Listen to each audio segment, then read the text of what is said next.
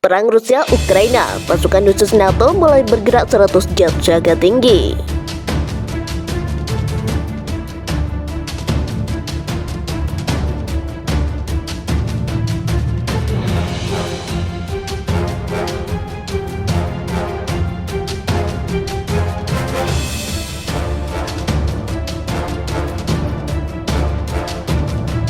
Fakta Pertahanan Atlantik Utara atau NATO mulai mengerahkan pasukan respon cepat untuk pertama kalinya sebagai upaya meningkatkan pertahanan menghadapi invasi Rusia ke Ukraina. Kepala NATO James mengatakan bahwa agresi yang dilakukan Kremlin ke Ukraina telah memberikan ancaman keamanan bagi Eropa. Kami telah memperkuat pencegahan dan pertahanan kami, kata Stoltenberg dikutip dari Channel News Asia kemarin. Sekutu mengaktifkan rencana pertahanan kami dan sebagai hasilnya kami mengerahkan elemen pasukan respon data atau NRF di darat, di laut, yang di udara untuk lebih memperkuat postur dan untuk merespon dengan cepat segala kemungkinan. Namun demikian, saat ini kondisinya masih cukup cair. Para anggota NATO masih melihat bagaimana kondisi kekinian invasi ini meluas untuk mengubah pemerintah Ukraina. Pengerahan pasukan ini diambil untuk meningkatkan pertahanan pada sekutu. Keputusan ini dipelopori oleh Amerika Serikat.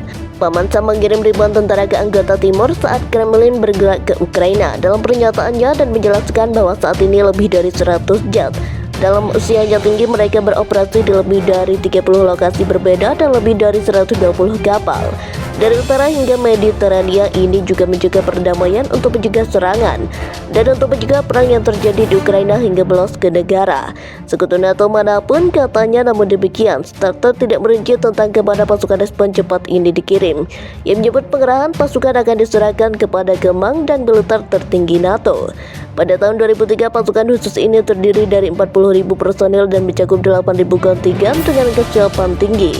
Dengan pasukan udara, laut, dan operasi khusus, pasukan ini juga dapat digerakkan dalam waktu beberapa hari. Di sisi lain, juru bicara Pentagon John Kirby mengatakan Amerika Serikat saat ini memiliki ribuan pasukan di Eropa, kemudian 7.000 orang diperintahkan untuk dikerahkan ke Jerman. Minggu ini negara lainnya juga dalam keamanan siaga di dalam negeri.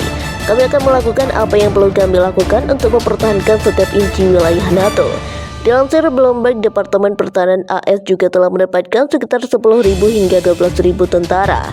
Dengan perintah persiapan, dia menegaskan bahwa AS akan mempertahankan setiap inci wilayah NATO sebelumnya.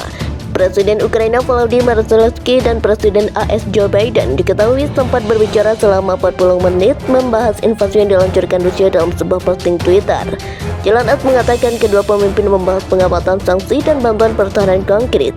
Ukraina ini mengklaim Rusia sedang mengumpulkan lebih dari 100.000 tentara di arah Kupiansk untuk menyerang benteng pertahanan Kiev dalam serangan terbarunya. Wakil Komandan Ukraina untuk Komunikasi Strategis Pengelompokan Militer Timur mengatakan Rusia juga mengerahkan senjata untuk melengkapi para personelnya. Musuh telah memfokuskan pengelompokan yang sangat kuat ke arah Levon Gopis dengan lebih dari 100.000 personel, lebih dari 900 tank, dan lebih dari 370 MLS, kata Kirby. Pada Senin 17 Juli, ia lalu berusaha mengerahkan unit satuan lintas udara infanteri.